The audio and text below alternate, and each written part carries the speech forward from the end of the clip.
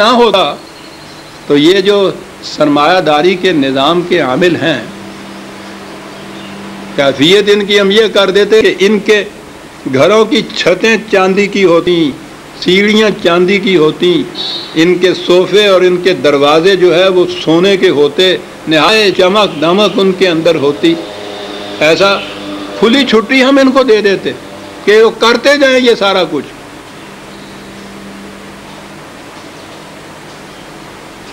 یہ اس لیے ہم ایسا انتظام کرتے ہیں کہ ان کو کھلی چھٹی نہ ملے، اور ہم یہ نظام دیتے ہیں جس میں یہ چیز نہ ہو، اس لیے کہ ان کی اس روش سے انسانیت ایک عالمگیر برادری نہیں بن سکتی.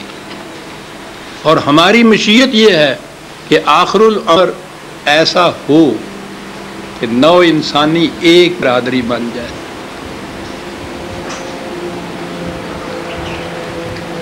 دنیا کے مفکر عزیزان من اس تلاش میں ہے. ان کی تلاش اور ان کی پکار کے لیے تو میں بہت کچھ پیش کر سکتا ہوں. میری کتابوں میں بہت کچھ آیا ہوا ہے، نظام ربوبیت میں بہت کچھ ہے. میرے سامنے آج ایک ہی ہے یہ ایکسپیریمنٹ. سویڈن کی مملکت ویلفیئر سٹیٹ میں دنیا میں سب سے آگے ہے. فلاحی مملکت جسے کہتے ہیں، جہاں دعویٰ یہ ہے کہ کوئی فرد بھوکا نہیں رہتا، وہاں وہ ویلفیئر سٹیٹ اس قسم کی ہے. تو نظر آ گیا کہ ان کے ہاں تو منتہا اسی قسم کی سٹیٹ ہو سکتا ہے. لیکن اس کے ساتھ یہ بات ہے کہ خودکشی کی وارداتیں جتنی سویڈن میں ہوتی ہیں دنیا میں کہیں نہیں ہوتی. بھوک کی وجہ سے نہیں، خدا نہ ہونے کی وجہ سے. وہاں کا ایک بہت بڑا اکنامسٹ گنر میرڈل، جس کی دنیا بھر میں جس کی اکنامسٹ کے اوپر کتابیں شورا آفاق رکھتی ہیں، کہتا ہے کہ یہ ویلفیئر سٹیٹ نہیں، کتاب کا نام ہے بیونڈ ویلفیئر سٹیٹ. اس سے کام نہیں چلتا یہ جو بنا لی ہے فلاحی مملکت. اس سے آگے جا کے ایک چیز، ایک ایسی دنیا، اب میں یہ اس کا اقتباس پڑھ رہا ہوں، ایک ایسی دنیا جس میں سیاسی حدود اور قومی امتیاز اور طبقات نہ ہوں، ایسی دنیا جس میں تمام انسان جہاں جی چاہے آزادانہ رہیں، آزادانہ چلے پھریں اور اپنی مسرت کا سامان آزادانہ حاصل کر سکیں. سیاسی نقطہ نگاہ سے اس کا نتیجہ ایک عالمگیر واحد حکومت کا قیام ہوگا. انسانیت کے نقطہ نگاہ سے مساوات عظمی. جب تک دنیا کی یہ کیفیت ہو کہ آدھی دنیا امیر اور باقی آدھی غریب ہو، عالمگیر برادری قائم نہیں ہو سکتی. یہ لوگ کہہ رہے ہیں عالمگیر برادری کے لیے. یہ میں نے عرض کیا ہے عزیزان من کہ خود ہمارے سامنے ہی قرآن نہیں تو ہم ان کے سامنے قرآن کیا پیش کرتے، ورنہ اگر ان کے سامنے یہ پیش کیا جاتا، یہ 4 آیتیں پیش کر دی جاتی ہیں عزیزان من، مسئلہ حل ہو جاتا ہے انسانیت کا. 14 سال پیشتر اس نے کہا تھا کہ اس نظام سے، سرمایہ داری کے نظام سے جو طبقات پیدا ہوتے ہیں، عالمگیر برادری نہیں قائم ہو سکتی.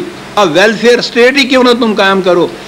دنیا کی بہترین ویلفیئر سٹیٹ کا شورا آفاق اقتصادی مفکر یہ کہہ رہا ہے کہ جب تک امیر اور غریب کا طبقاتی امتیاز باقی ہیں، عالمگیر برادری قائم نہیں ہو سکتی.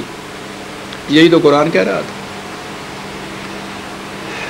کہا کہ ایمان اس پہ رکھو کہ وَإِن كُلُّ ذَلِكَ لَمَّا مَتَاعُ الْحَيَاةِ الدُّنْيَا.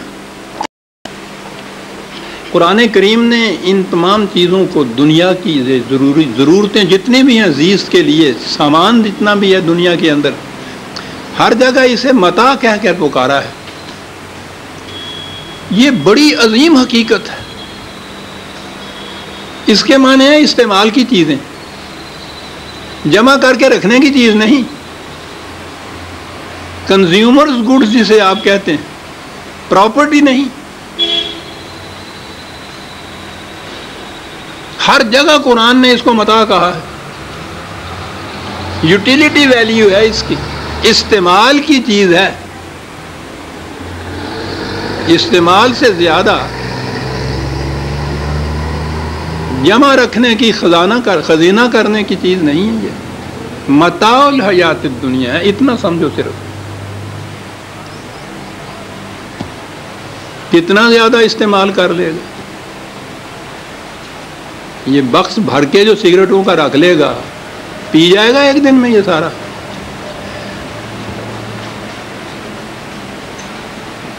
صابن کی ٹکیوں سے جو ایک صندوق بھر لے گا، کھا جائے گا سارا دن۔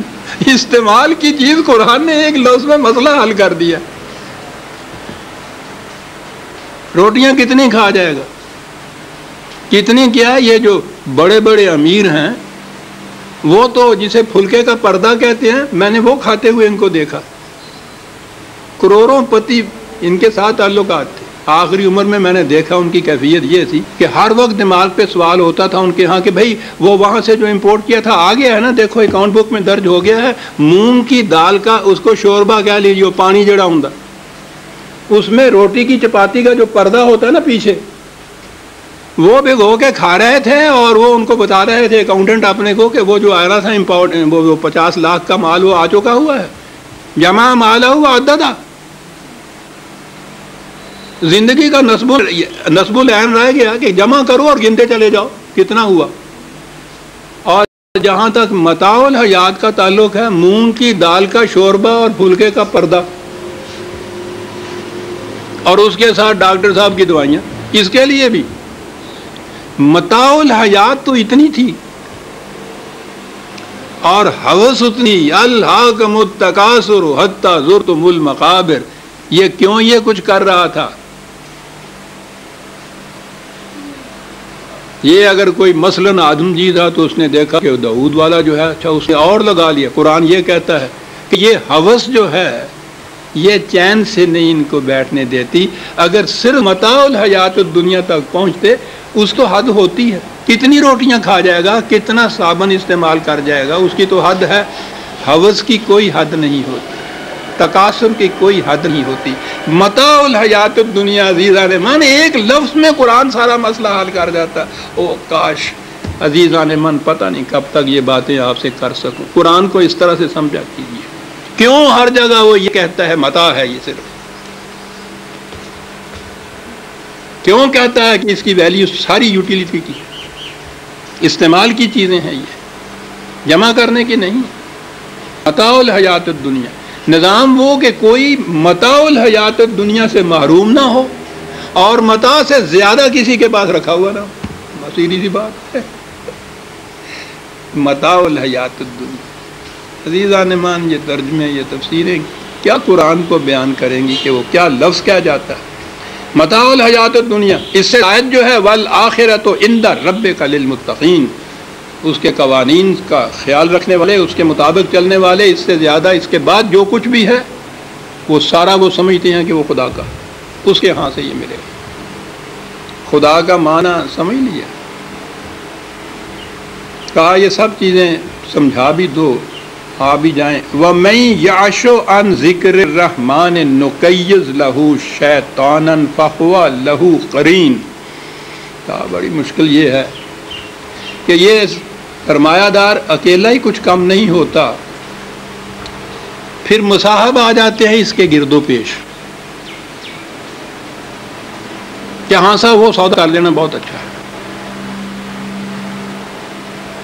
اس میں یہ چیز جو ہے اس ترکیب سے ہو سکتی ہے۔ سرمایہ دار دولت والا ہو، سرمایہ دار حکومت والا ہو، قرآن نے تو یہ کہا ہے میں یاشو عن ذکر، کیا بات لفظ ہے یہ یاشو کی۔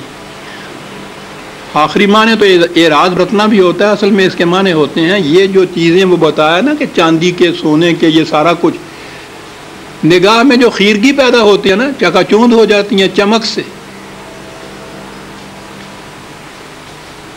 اس کو کہتے ہیں یہ لفظ جو ہے یاشو، اس کا بنیادی معنی ہے کسی کی مصنوعی چمک دمک سے آنکھوں میں خیرگی پیدا ہو جائے۔